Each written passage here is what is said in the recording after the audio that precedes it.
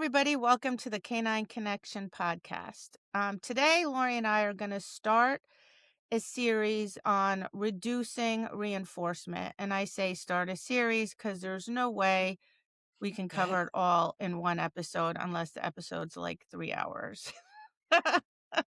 True. So I think we should just start by clarifying reinforcement in the sense that I don't think most people really think about reinforcement very carefully and even use it mindfully to begin with, never mind reducing it, right? So, for example, people, so I think of reinforcement as a tool and as information.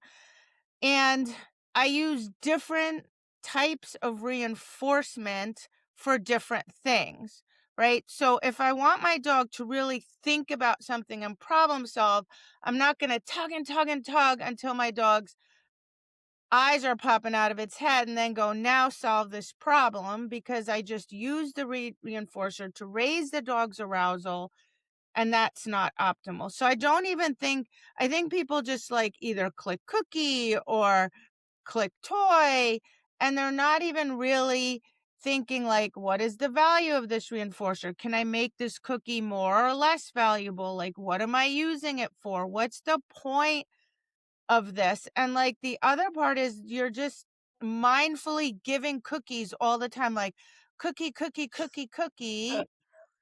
And then I'm like, wait, what was that cookie even for? Like, if you toss a reset cookie and the dog comes back and goes into heel position and it knows heel position really well, and you're giving another cookie, what's that cookie for?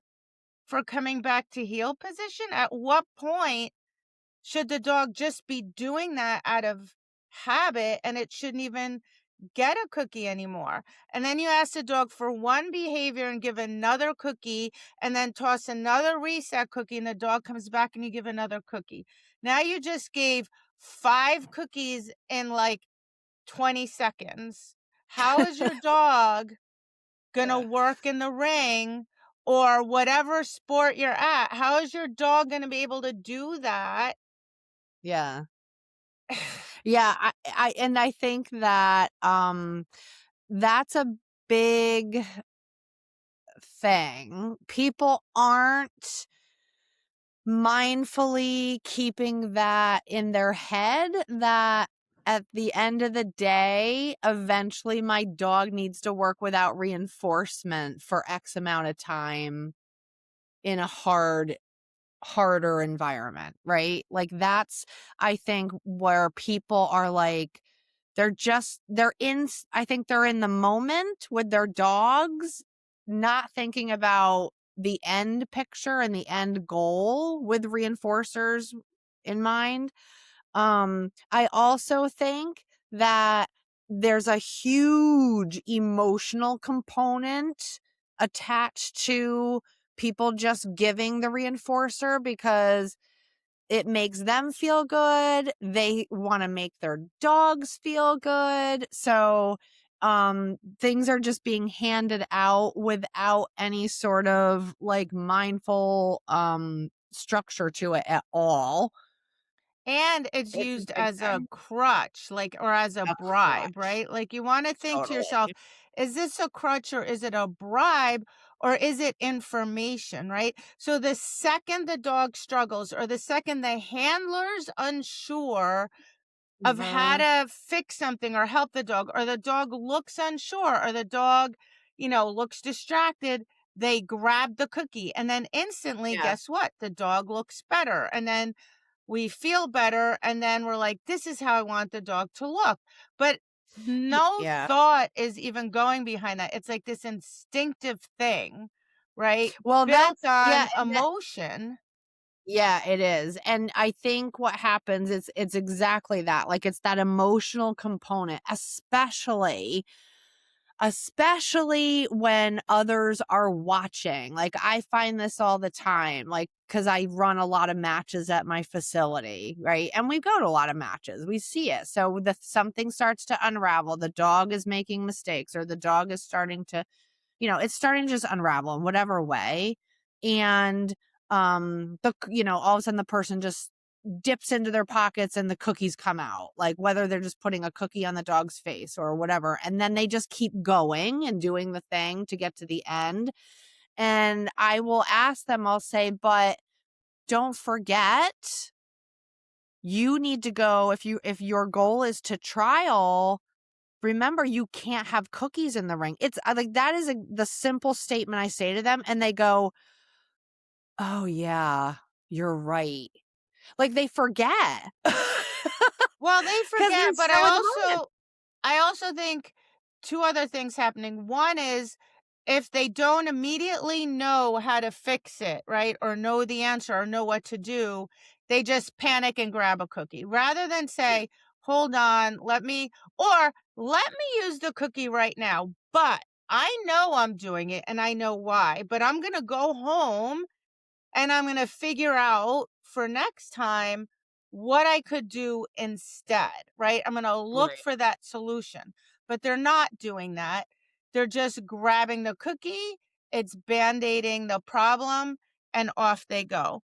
And for a lot Right. of people, they don't know, what the steps are maybe, but it's that whole mindfulness thing, right? And that's where it all starts, right? Like you have Mhm. to say, okay, like, what I've had students do is take a notebook, put it on a table next to the cookies. Cookies can't be on your body. And every time you go to give a cookie, write down that you gave a cookie and write down why, right? Because something has to force you to think first, before you can even reduce it, is why am I giving this reinforcer? What am I trying to achieve with it? Like, what is my goal? What am I trying to accomplish? And so, for example, if I'm working on fine tuning fronts, then guess what? Cookies are in my mouth. I'm giving a very high rate of reinforcement, and I'm very conscious that I'm doing it, and I'm doing it for a reason, right? Because Right. I'm working on a detail. But the next day or in another situation, nothing is on my body, no cookie, no toy. I'm very mindfully doing that. And every reinforcer I give, like I'm acutely aware that I am giving it and that there's a reason why.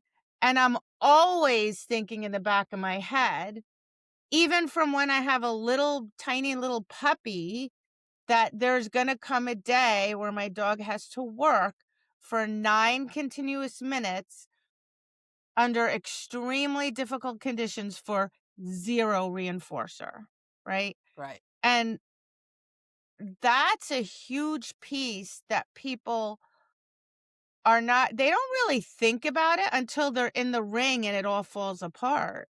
Yeah. That's exactly what happens. And then they do that realization comes and they go, and they say it all the time. It's because I don't have food on me.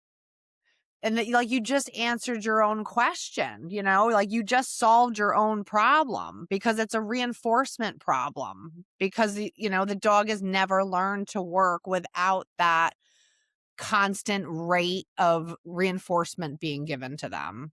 Yeah, and reinforcement gets a bad rap among in some ways because people like have developed this, I don't know, philosophy where it's like, oh, well, the dog is only working when there's food, as if it's the dog's fault, as if the dog is lazy and the Right. dog is only working when you have food on you, and in the absence of that the dog is quote unquote blowing you off, the dog doesn't Yeah. want to do it, the dog isn't Yeah. motivated, you're bribing the dog, blah blah. And I that's not the case at all.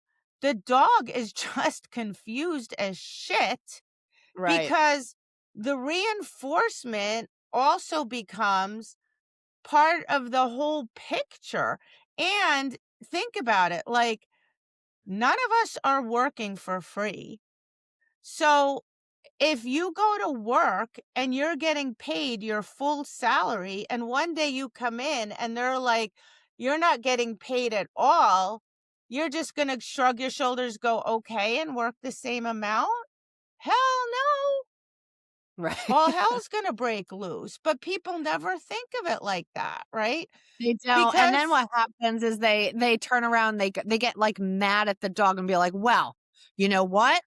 We're not having cookies at all anymore. right. No cookie." And I'm like, "Whoa." Like, that's what they do, like, it's the dog's fault, and I'm like, "No, no, Yeah. no."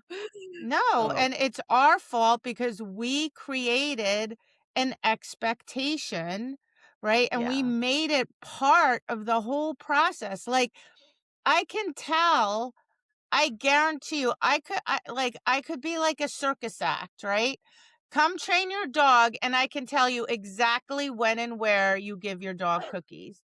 Because the right. dog is gonna say it. The dog, Yeah, clear as day, goes, "Cookie now, right?" And I'm like, "'Cause that's where they get fed every time, right? Cookie now, right?" And then when the dog's, like, only half paying attention, I'm like, I can tell that the dog never gets reinforced there right. because it doesn't expect it. It's like, "Yep, I never get fed in the middle of a healing pattern, so whatever, I'll just get through this part so I can get to the halt." And then as soon Where as I've you always halt, the been. dog's like, "Yay!" It's so true, 'Cause it's that's so always where I get a cookie. And right, then you halt in the ring, the dog goes, "Cookie now, right?" Gets no cookie, and the dog's a jerk. No, the dog's like, "Wait, something's wrong. What happened?" Right? And that confusion, that concern, then they start thinking they did something wrong. They don't understand what's happening. They're very confused. And then all those ring behaviors that we claim are quote unquote ring stress, it's just a dog being completely confused. right, right. Yeah, and, just to note, reinforcement is always, quote, unquote, "on the table," right? Like, we don't withhold reinforcement, it is available. It's just that after we teach behaviors where you're using a lot of food to teach and, reinforce behaviors, right? Once those behaviors become solid, then that's where the shift needs to take place. That mindfulness of keeping track and starting to put your reinforcement on a variable schedule, right? So going Well, back to, like, reinforcement's before always on. that, though, before the variable reinforcement, I think we should even go back because people aren't even good at working with the reinforcer not on their body. Yeah, yeah, Do you know like what I'm some remote. saying? Like Yeah, absolutely. Which is it's like hard. it's It's just a matter of moving. It's just a matter of going to I th- it's just inconvenient, right? Because if I say yes and the cookie's right on me, I just get it out of my pocket. But if it's on the right. table, I actually have to walk to the table. Right. Well, it's hard in the sense because there's a habit of people constantly, like, I've got people who have come to me where, like, their hands are living in their pockets. Like, they're I know. walking around with their hands in their pockets. Like Yeah. so in that sense, like, I'm like, "Put all Yeah. your food on the table," and they act like I just cut their arms off. Like, "What?" Like, they can't function, but that's where I'm saying, like, that gets really hard, Right. but you're right. That's gotta Yeah, start, just like, discipline off the bat. yourself to do it, right? Just like put the container on the table. Don't have it in your hand. Think of it as like, oh, good, you're getting extra steps in today, right? Right, Because you're just going to do the same work. Like I do this when I have a puppy. I put the treat in a container on the table and I'm doing my stuff and I take a cookie off the table and I hand the puppy a cookie. So right out of the gate, I'm not saying I never have food on me again, but my dog immediately is also exposed to the fact that sometimes the food's not on me and it's over there, and that's okay. It doesn't matter. You're still going to get it. I just need Yeah. to go over there to To get get the it. food. What's nice about that too, just to sneak this little piece in, is because what happens a lot when the food's on the person is they are just literally just a Pez dispenser.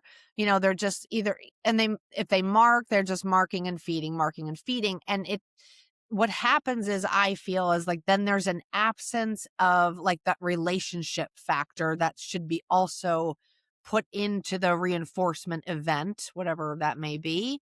So having food off your body gives you that chance to be like, yes, wow, look at that. You did incredible. Let's go get your reinforcer. Like, I love that piece that now starts to, there's a little bit of time to build that Mhm. in. I just wanted to sneak that in there. No, that's super important. No, I mean, that's super important. And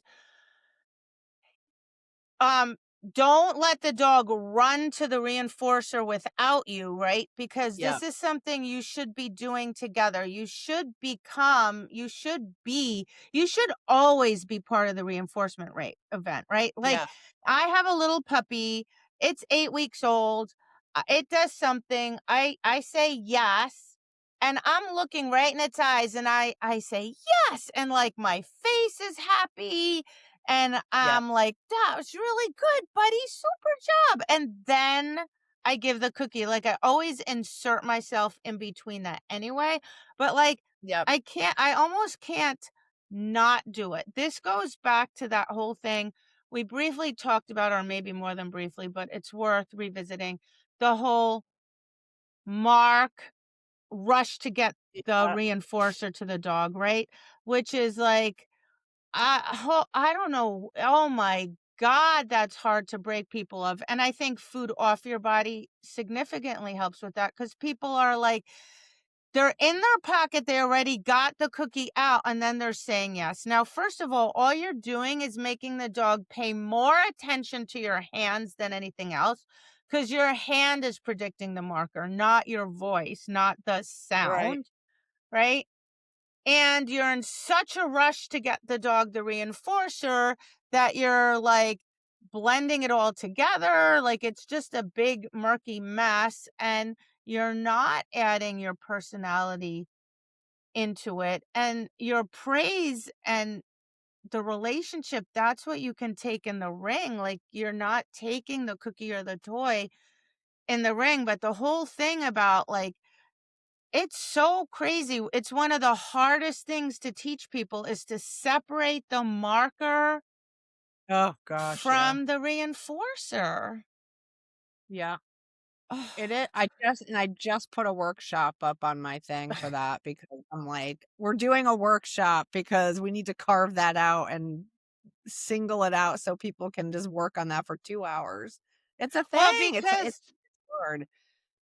it's our only way of communicating what we want, and we're messy about it. And like every class, I talk about it. And like every time, and then people say to me, "Oh, I know my markers were off. I got to fix that." Just fix it. Like, it's so important. Like, it's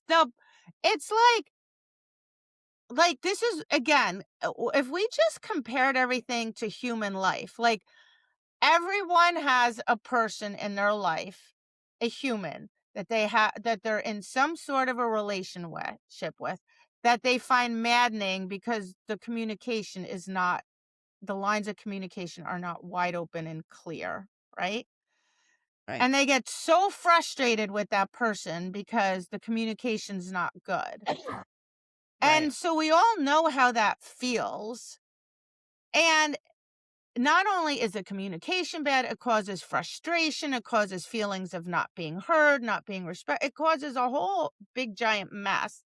And yet that's what we're doing to our dogs. Cuz like the only thing that tells the dogs if they're on the right track or not is our marker system.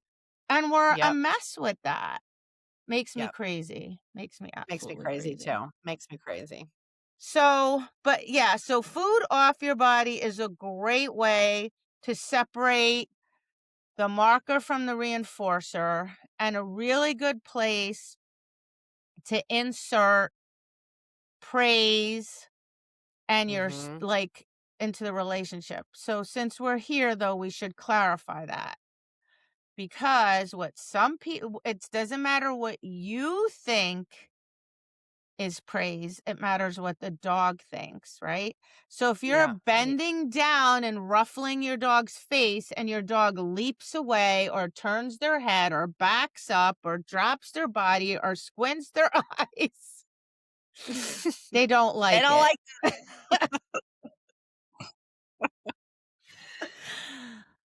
They uh, don't like it. they don't If like you're it. faking it, they are these dogs know the truth. So if you're like, "Good Oh, job, yeah. fighter," ha, ha, ha," and your dog's gonna go, "Dude, whatever." Like, stop. Right. What is our favorite saying? "Stop being a weirdo," right? Weirdo. It has to be genuine, right? And it has to be something the dog likes. Usually, standing up tall is always a good option. I know it's counterintuitive. I know we would like, but I'm going to tell my students now, if you have this overwhelming urge to bend down to your dog, get a stuffed animal, hold it under your arm, because your They dog don't doesn't like like it. it. They Yeah, don't none like of them it. like it.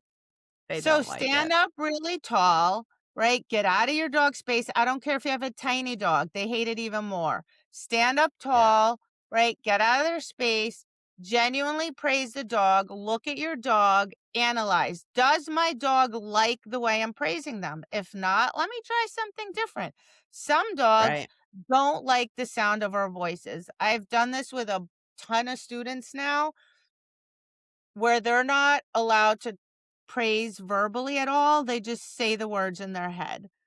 And the dogs can read it, and the dogs are tons happier. So you have to figure out what your dog likes. And initially, your dog's not going to like anything, because if all you've ever done is go click cookie, click cookie, or click toy, your dog's going to go, dude, where's the cookie? Where's the toy? And you're going to have to Right. work extra hard and be super patient and maybe direct the dog back towards you a few times, because, Right. or a dog might go, "Oh, cookies are over there. Hurry up and give me the cookie." And I'm like, "No, get over here. No, we're gonna go Yeah. together, and I'm gonna tell you how good you are. And if you go to bolt over there, I'm gonna get back here. And if you're just patient and diligent, it'll come around." Right. Right. And those dogs are gonna call you out, like the ones that you've sort of, trained to just, like, give cookies after you clicked or marked or whatever, because they usually are just staring at your hand.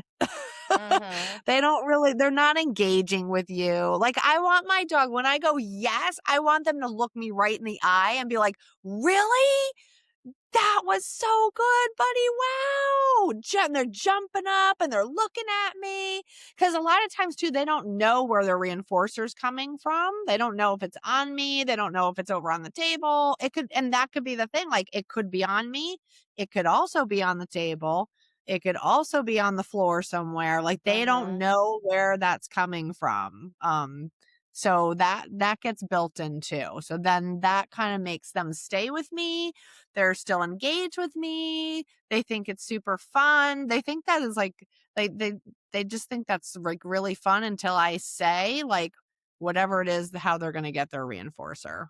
Well, and that's really key too, because the thing that's most rewarding for them is that dopamine rush they get in the moments before the food.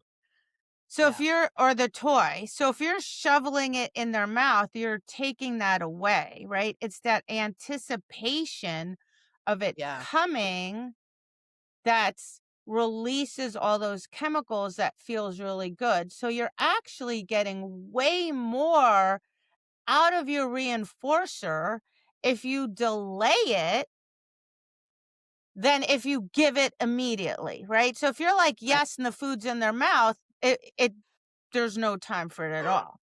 But if you're Right. like, yes, and you're praising and they're like, ooh, it's coming, it's coming, it's coming. Where's it coming from? That is very exciting for them. And that's Yeah. what releases all those chemicals, right? And that's what happens between the marker and the actual delivery of the food or the toy. Right. And Which most is people are missing out on that completely. So you would start by just putting the food or the toy on a table, move Mhm. away, have the dog do one or two behaviors, mark, praise, go to the table, give them the cookie or the toy, right? That's how you start, like if you've never done it, right? That teaches the dog just because it's not on me doesn't mean the reinforcer's not, it's like you said, it's still available. The reinforcement's available. It's just not on my body. Right. And so if you do that with some tricks, the dog quickly figures that out. And Right. then you can carry it over into your actual training. Just be aware, like I mentioned earlier, like initially they may then look to the table or go run to the table or wherever you have the reinforcer, and you just have to work them through that. Yeah. Yeah. So then Definitely. I think the next step is you have to be asking yourself, like, why am I giving this cookie? Does my dog really need it? Right? Because at some point, at least for sure, certain foundation behaviors should just become habits. And they should be so ingrained that they, like, I never, for it's been years, literally many, many, many, many, many years since either of my dogs have gotten a cookie for getting into heel position. Like, Yep. ever, Right. like, ever. So, um, that doesn't need a cookie. Uh-oh. It's just ingrained, right? So at some point, you have to say, all right, this is a behavior my dog does all the time. And that behavior should sort of be fun, right? Like if you make that be so for my dogs, tricks, right? Everybody's dogs loves tricks and thinks they're fun. Why do dogs think tricks are fun? Because we think they're fun. There's no pressure behind it. There's no So pressure, if yeah. you make things like getting into heel position a trick, fronts finishes a trick, sit down, stand, backing up in those positions a trick, hold a trick. If you make all these things just a silly pet trick, then your dog's going to happily do it and it's not even going to need to be reinforced because it's self-reinforcing. Right. Super And important. yeah, so you want to say to yourself, like, why am I giving this cookie or this tug? Does my dog need it? And maybe it does. And then go ahead and do it. But maybe it doesn't. And maybe you can skip that reinforcer and just keep going. Maybe you could turn certain behaviors, make them really fun so that your dog thinks they're tricks. Maybe you can insert a trick and use it as a reinforcer, right? Like I could do a little bit of healing and then go, "Wow, that was nice," and do twist, spin, bounce. And then that is the reinforcer for my dog. Cuz if my dog thinks those tricks are super fun and they make my dog super happy, they can serve as a reinforcer sometimes. Absolutely. And what's nice about that is some of that can be sort of brought into the ring with you too, because they just become self-reinforcing, and then that will make your dog feel better. So in between exercises, like I just did this last weekend, after whatever exercise, I told her what a good girl. I just put my legs apart. I just signaled her to weave. Oh my god, she thought that was the best freaking thing in the whole world. It instantly like made her like jump in the air, and off we went to the next thing. So that's really nice to integrate that as part of like your reinforcer, because that, those little bits you can kind of modify to bring right into the ring with you. Totally. Yeah, and a lot of people in things like rally, they're like, "Well, how do we do that? We don't have transitions. The exercise doesn't end." Well, when I did rally with Zeal, the funny thing is, most of the things the signs ask us to do, he thought was a trick. Like, my dogs think backing up is a super fun trick, right? Yeah. So if I get to a sign and it's like 3 steps back, he doesn't feel like he just did, like, hard behaviors. He was like, 3 steps back? Like, he thought he just did the most fun trick, and then we keep going, right? And then it's down, sit, stand, and he's like, "Back up, down, sit, stand," because to my dogs, those are tricks. So he's like, "I just did another 3 tricks." So, like, almost every sign, like pivot. My dogs think I doodle with pivots all the time. I use pivots as a reward. Like, I'm using them now a little bit as a reward in the ring. Like, so it's just a matter of taking the time to make those little pieces so fun, and it's so easy. You could just do it in your house, Yeah. right? That your dog thinks it's the most fun thing, and then it doesn't need um reinforcement. It becomes the reinforcement, right? Which Right. The is behavior. really Yeah. nice. Really And the other nice. thing I do is, I don't even at a very young age, like, as soon as my puppy can do one hand touch reliably, I immediately ask for 2 before he gets a Yeah. cookie. And Yeah. then as soon as the puppy can do 2, I ask for 3 Right. before the dog gets a cookie. So, I'm like, I'm always asking for more Right. before the dog gets a reinforcer for multiple reasons. One, just because I want more effort for less reinforcement, but also because the more effort the dog puts in, the more animated and engaged the dog is. Yeah, I was just gonna touch upon that too, the more animated, the more effort they put in, like, and that's the piece, like, you kinda wanna start to build in is, the reinforcement will come, but they just don't know when or how, and you kinda wanna develop that, like, whole little piece where the dog's like, "How about now?" "Okay, not now? Okay, I'm gonna keep going. How about now?" Like, you kinda wanna build that piece in. That's what we're trying to do, instead of the dog not being really taught well enough what that whole thing means when we start, you know, reducing the rate of reinforcement or putting it on more of a variable schedule. If that's not mindfully done, then you're not gonna create that. You're gonna create like letdown, disappointment, confusion, stress in the dog. That's a And huge piece. what happens is, like, if you ask for 2, let's say 3, and your dog gives you 2 and then just looks at you, what do people do? Panic and give the dog a cookie, right? Yeah. 99% of the time, all you need to do is wait. You just Yeah. don't wait. You just don't get, and then the dog looks unsure and we panic.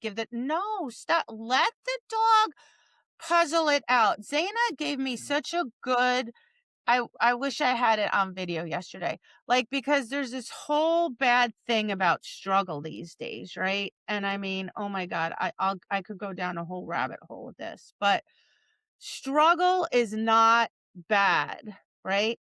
So I was doing nose work with her, and there was like, I don't know, maybe a 4 foot, 3 or 4 foot wall. And I had put the odor on top of the wall, right? So when she put her front feet up, she was not at the very top. Like, she couldn't put her paws up on it, right?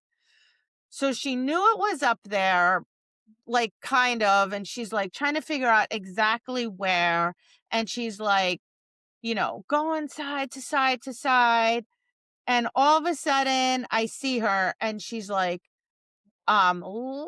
huge effort, leaps up onto the wall, right? And then she's like, there it is. The expression on her face, I wish I could have bottled that. She Yeah. was so proud because she was like, "This stupid wall isn't gonna mess me up. I figured it out. I jumped up on it and I conquered this wall, and look, it's right here." And she was looking at me with this look of absolute pride, right? A Yep. very different look then when she's trotting along and she's just like, "Oh, it's right here." She's still like, "Oh, look, I found it." Very different look though. The struggle, the work she put in, and the fact that she had to put effort in to solve the problem, and she figured out that jumping up was the solution. That gave her that forget the cookie at that point. She was reinforcing herself because she overcame the struggle. Right. And that's what we are constantly taking away from our dogs. That feeling. Right. We're robbing them of it constantly. Yeah, and we really, at the end of the day, like we need to help the dogs develop into being problem solvers, right? And puzzle Mhm. things out because it is going to be hard in the ring. There's going to be moments where you need your dog to dig deep or in spite of if they're a little confused, I'd rather have my dog do something rather than nothing, right? Um Yes. and it is, like, it's just an empowering feeling for the dog to do that, and you're right, like, a lot of people, like, that's that emotional piece where they're like, "Oh god, my dog's struggling, let me help them," or, "Let me just give them a cookie because that was good enough." Like, nope, like, don't forget, like, we're looking for always in our training, like, you don't wanna stay static, like, everything we're doing, we want that progression, we want that end goal to be what we need them to be prepared to go in the ring. Yeah, and we're really creating learned helplessness, right? And that's a thing. I mean, Mhm. we're creating a situation where every time the dog hesitates for a split second, we're leaping in either with a reinforcer or with help.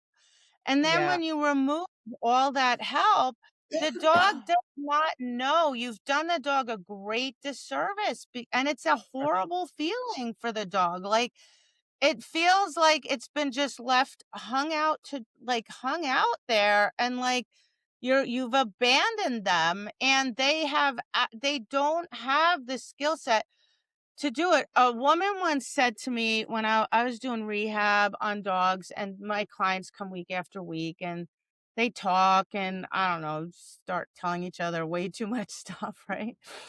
And I've done a lot of things in my life because I've had to, but in any event, so she looks at me one day and she's like, "Wow." She's like, "I'm so envious of you." And I'm like, "What?"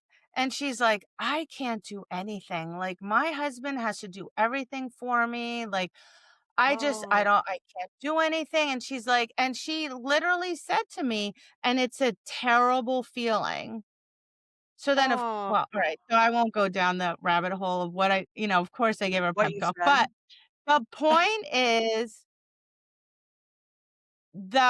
her saying, like, on the outside, you might say, "Oh, how nice. My husband your husband does everything for must be nice," right?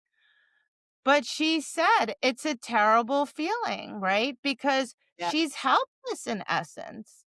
right.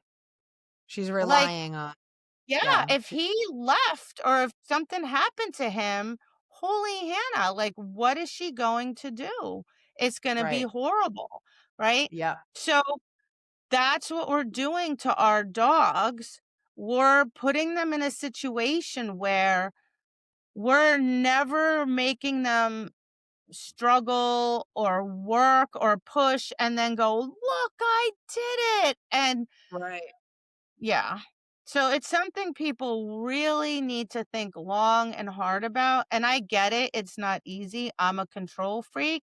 When my dog's like stuck or something, I'm like, ugh, let me. Same. And Well, then I'm and like, it's comfortable for anybody to stand there and watch it, you know? And of course, everybody's like, "Oh god, my dog's broken. Oh god, my dog's not gonna trial." Like, just relax. Like, you don't learn everything on the first try. Right? And what does it feel like when you finally freaking figure out how to do it? Like my daughter, she she's a theater kid, and she was asked to be a stage director, and they asked her if she knew how to read music, and she didn't. So she was like, I'm gonna figure it out because I want to be stage director." So she did. She bought like a $3.99 app and taught herself how to read music. And she was like, "I know how to read music now." Like, she felt so proud of herself. Mhm. Loved it.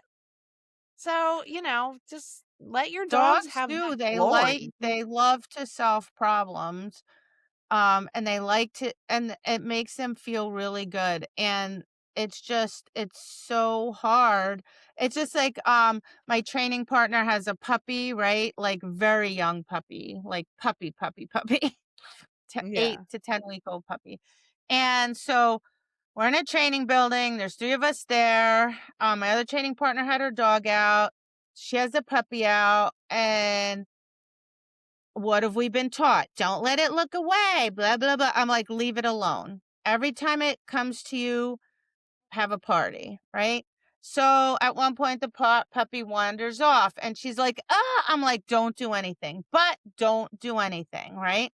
Puppy wanders off. All of a sudden, the puppy goes, wait, and runs back to her, right?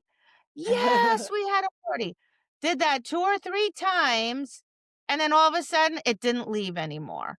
But the time, like, not doing anything while that puppy was wandering off, that's the critical moment. That's the point where everybody's, like, so uncomfortable, where we've been in obedience for sure, we've been taught for Oh decades, God. you Yeah. never let them do that. You never blah, blah, blah, blah, blah, right?